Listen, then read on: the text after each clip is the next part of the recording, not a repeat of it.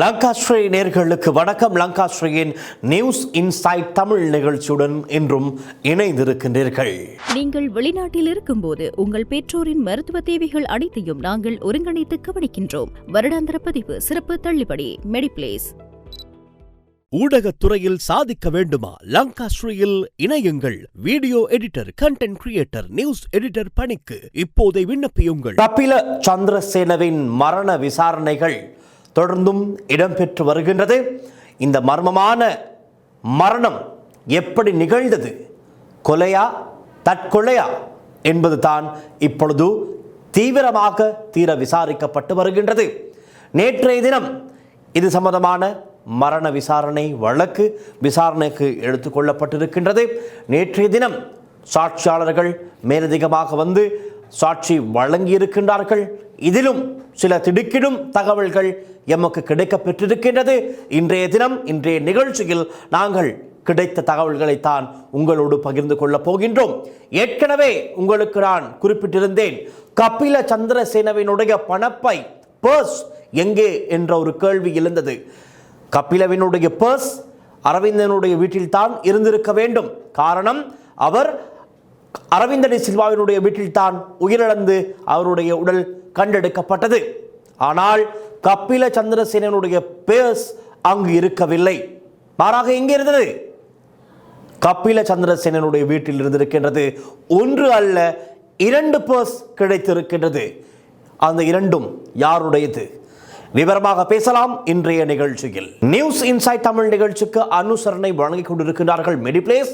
புலம்பெயர்ந்திருக்கின்ற உங்களுடைய அன்பான உறவினர்களுக்கு தேவையான அனைத்து விதமான மருத்துவ சேவைகளையும் பெற்றுக்கொள்ளக்கூடிய ஒரே இடம் மெடிப்ளேஸ். திரையில் தோன்றுகின்ற இலக்கங்களுக்கு தொடர்பு கொண்டு மெடிப்ளேஸை நாடுங்கள். கபில சந்திரசேன உயிரிழந்த தினத்தன்று அந்த இடத்திற்கு சென்ற விசாரணை அதிகாரிகள் முன்னெடுத்த விசாரணைகளுக்கு அமைய இந்த மரணம் சற்று மர்மமாக இருக்கின்றது, சந்தேகமாக இருக்கின்றது. ஆகவே இதை தீர விசாரிக்க வேண்டும் என்று கொள்ளுப்பிட்டிய போலீசார் கொழும்பு கோட்டை நீதிமன்றத்தில் இந்த தகவல்களை வெளிப்படுத்திய போது விசாரணையை நடத்துமாறு கொண்டு செல்லுமாறு நீதவான் அவர்கள் உத்தரவிடுகின்றார். அதற்கமைய தொடர்ந்தும் விசாரணைகள் மும்முரமாக முன்னெடுக்கப்பட்டு வருகின்றது. நேற்றைய தினம் கொழும்பு கோட்டை நீதிமன்றத்திலே இந்த வழக்கு விசாரணைக்கு எடுத்துக்கொள்ளப்பட்ட போது மேலும் சில சாட்சியாளர்கள் வாக்குமூலம் வழங்கியுள்ளார்கள்.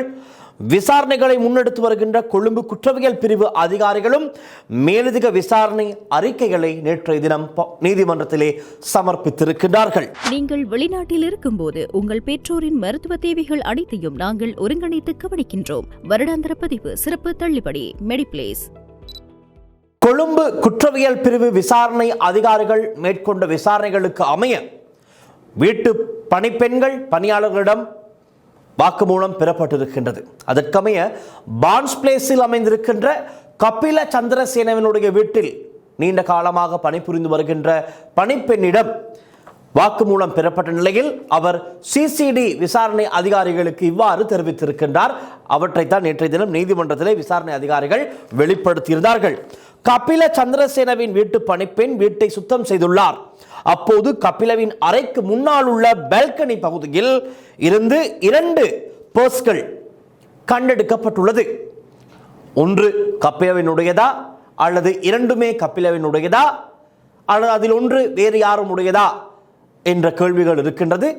அது சம்பந்தமான விசாரணைகளை சிசிடி அதிகாரிகள் முன்னெடுக்க தொடங்கி இருக்கின்றார்கள். கண்டெடுக்கப்பட்ட 2 பர்ஸ்களில் இருந்தும் விசா கார்டு ஒன்று, டிஎஃப்சிசி பேங்க் வங்கி அட்டை ஒன்று இருந்துள்ளதாக விசாரணை அதிகாரிகள் நீதிமன்றத்தில் தெரிவித்துள்ளார்கள். இதற்கு முன்பதாக இந்த வழக்கு விசாரணைக்கு எடுத்துக்கொள்ளப்பட்ட போது நீதவான் விசாரணை அதிகாரிகளிடம் கேட்டிருந்தார், கபிலவனுடைய பர்ஸ் எங்கே என்று. அதற்கு என்ன ஆனது, பர்ஸ் கிடைத்ததா என்று. இதற்கு முன்பதாக இந்த வழக்கு விசாரணைக்கு எடுத்துக்கொள்ளப்பட்ட போது நீதவான் கேட்டார் விசாரணை அதிகாரிகளிடம். அப்போது விசாரணை அதிகாரிகள் குறிப்பிட்டார்கள், கபிலவினுடைய பர்ஸ் எதுவும் அரவிந்த் சில்வாவினுடைய இவர் இறந்து கிடந்த அறையிலிருந்து கிடைக்கவில்லை. மாறாக இவருடைய மொபைல் போன் பவுச்சில், அந்த மொபைல் கவருக்கு பின்பகுதியில் ஒரு வங்கி அட்டை மாத்திரம் இருந்தது என்பதைத்தான் ஆரம்பத்திலே தெரிவித்தார்கள். ஆனால் இப்பொழுது 2 பர்ஸ்கள் 2 பணப்பைகள் கபில சந்திரசேனனுடைய வீட்டு, அதாவது பான்ஸ் பிளேஸில் இருக்கின்ற வீட்டிலிருந்து கண்டெடுக்கப்பட்டிருக்கின்றது.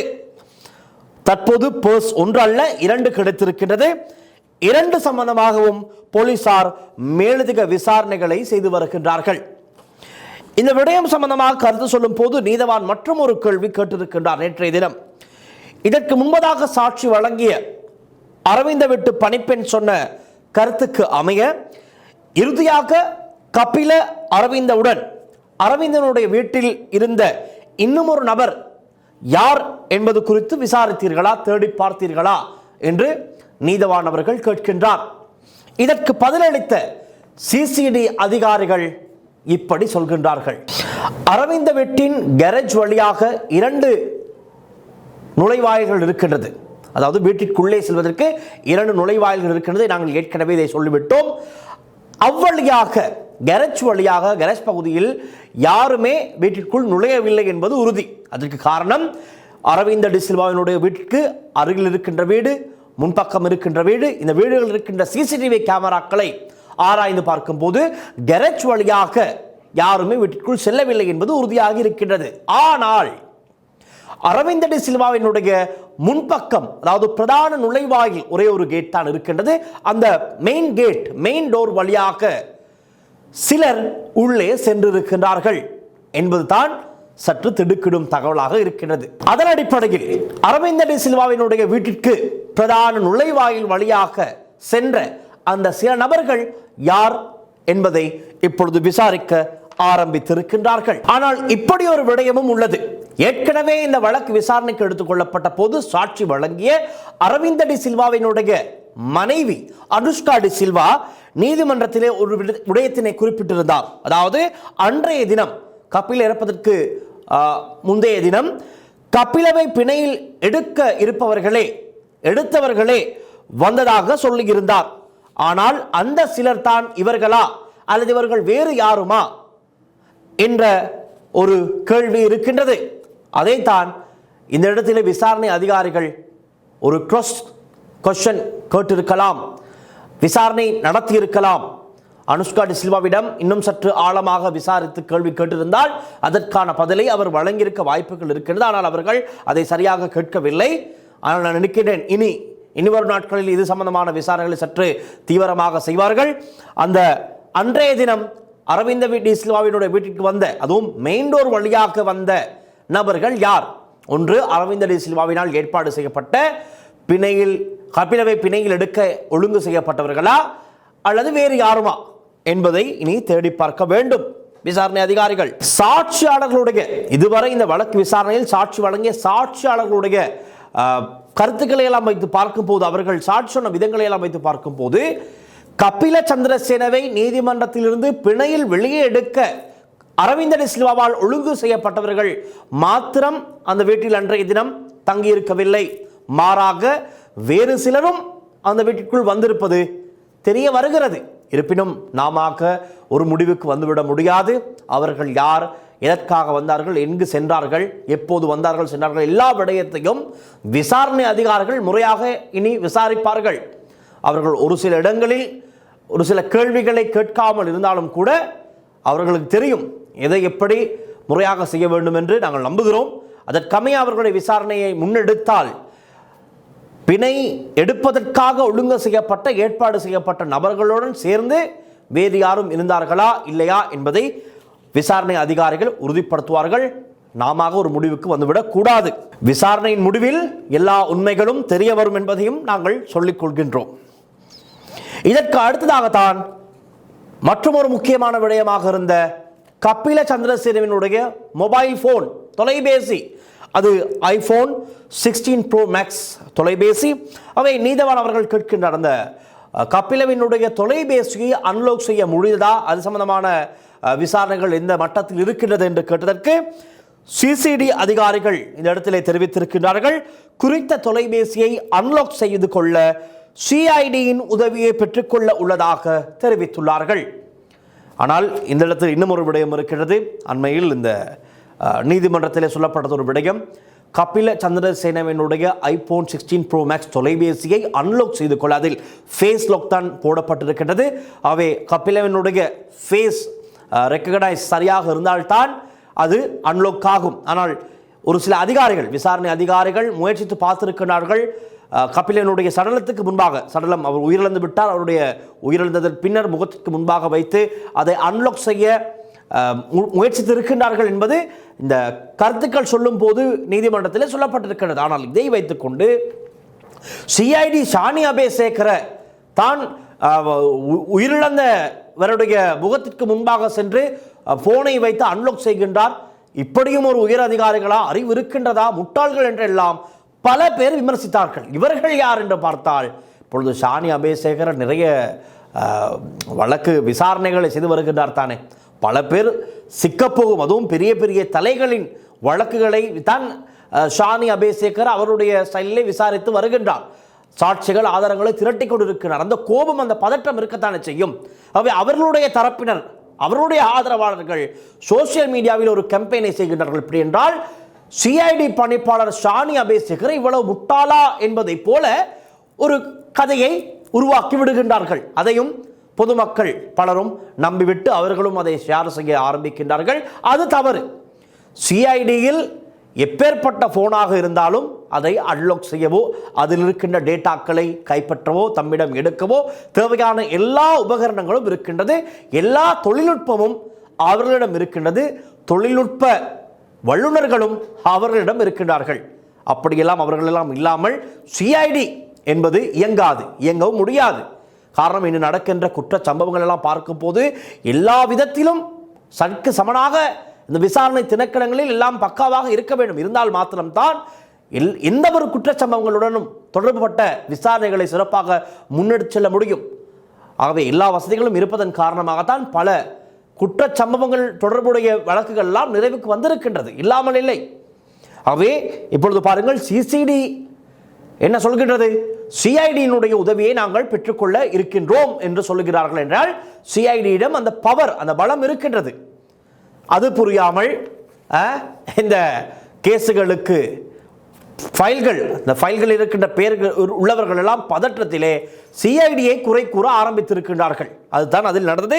ஆனால் எப்படியும் இந்த 16 ப்ரோ மேக்ஸ் தொலைபேசியை அன்லாக் செய்து அதில் இருக்கின்ற டேட்டாக்கள் எல்லாம் இவர்கள் சேகரித்து அதன் மூலமாக கூட எதுவும் விஷயங்களை கண்டுபிடிக்க வாய்ப்புகள் இருக்கின்றது. அதை பொறுத்திருந்து பார்ப்போம்.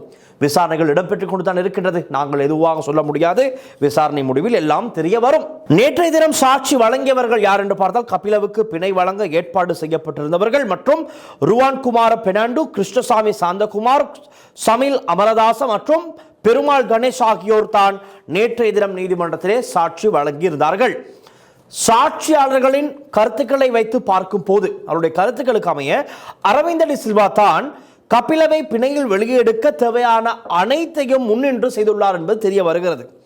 பிணை வழங்க நபர்களை தயார் செய்வது, அவர்களை வீட்டிற்கு அழைத்து வருவது, லாயரிடம் இரவு நேரம் அழைத்து சென்றது, மீண்டும் அவர்களை எல்லாம் வீட்டிற்கு அழைத்து வந்து உணவு கொடுத்தது என எல்லாமே அரவிந்த் டி சில்வா தான் செய்திருக்கின்றார்.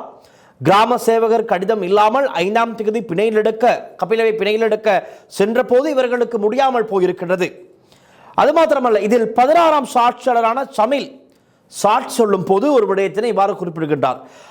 5ஆம் தேதி அரவிந்த் டி சில்வா எனக்கு கோல் எடுத்து பெரிய உதவி ஒன்று தேவை, ஒருவரை பிணையில் வெளியே எடுக்க வேண்டும், கிராம சேவகருடைய கடிதமும் வேண்டும் என கேட்டிருக்கின்றார்.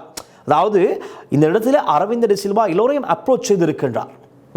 இந்த விடயத்திற்கு உள்வாங்கி இருக்கின்றார். இவர் தான் எல்லாம் திட்டமிட்டு பிணை வழங்குவதற்காக இருப்பவர்களை எல்லாம் தயார் செய்து அவர்களை அழைத்து வருவது முதற்கொண்டு அவர்களை கவனிப்பதிலிருந்து எல்லா வேலைப்பாடுகளையும் அரவிந்த் டி சில்வா திட்டமிட்டு செய்திருக்கின்றார் என்பதைத்தான் சொல்லக்கூடியதாக இருக்கின்றது.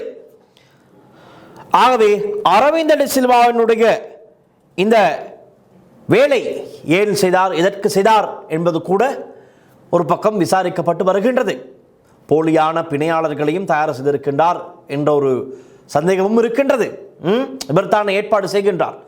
ஆகவே இவர் பாருங்கள், ஒரு இடத்தில் சொல்கின்றார் கிராம சேவகருடைய கடிதமும் வேண்டும் என்று. இவை பல கேள்விகளை எழுப்பினாலும் மீண்டும் சொல்கின்றேன், நாம ஒரு முடிவுக்கு வந்துவிட முடியாது, அதையும் சொல்லிவிட வேண்டும். ரைட், விசாரணைகள் இடம்பெற்றுக் கொண்டிருப்பதால், நீதிமன்றத்தில் வழக்கு சென்று கொண்டிருப்பதால் நாம ஒரு முடிவுக்கு வந்துவிடக்கூடாது, முடியவும் முடியாது. விசாரணைகளின் முடிவில் எல்லா உண்மைகளும் தெரிய வரும் என்பதை மீண்டும் மீண்டும் நான் சொல்லிக் கொள்கின்றேன்.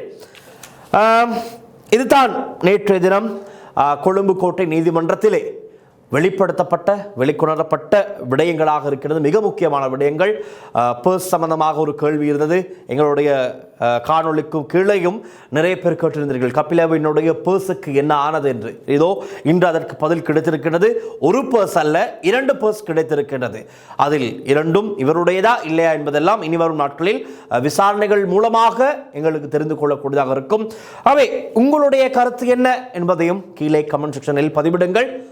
வாசித்து அடுத்த நிகழ்ச்சிகளில் இணைத்துக் கொள்ள நாம் தயாராக இருக்கின்றோம். அதே போல கடந்த நாட்களில் நான் பதிவிட்ட காணொளிகளுக்கெல்லாம் கீழே என் மீது அக்கறை கொண்டு நிறைய பேர் கமெண்ட் செய்திருந்தீர்கள். குறிப்பாக என்னுடைய பாதுகாப்பை கவனத்தில் கொள்ளுமாறு நிறைய பேர் சொல்லியிருந்தீர்கள். நான் பார்த்தேன், மிகவும் மகிழ்ச்சி. நாடு கடந்த இத்தனை சொந்தங்கள் எனக்கு இருக்கின்றது என்பது எனக்கு உண்மையாகவே மிக்க மகிழ்ச்சியாக இருக்கின்றது. நன்றி உங்கள் அனைவருக்கும். தொடர்ந்து மெம்மோடு இணைந்திருங்கள்.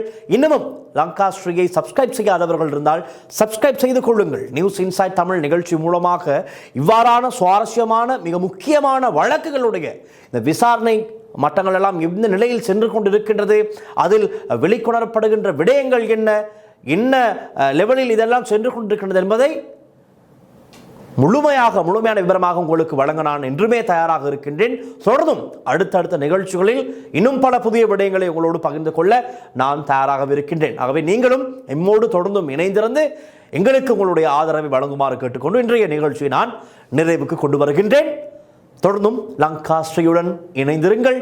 நன்றி, வணக்கம்.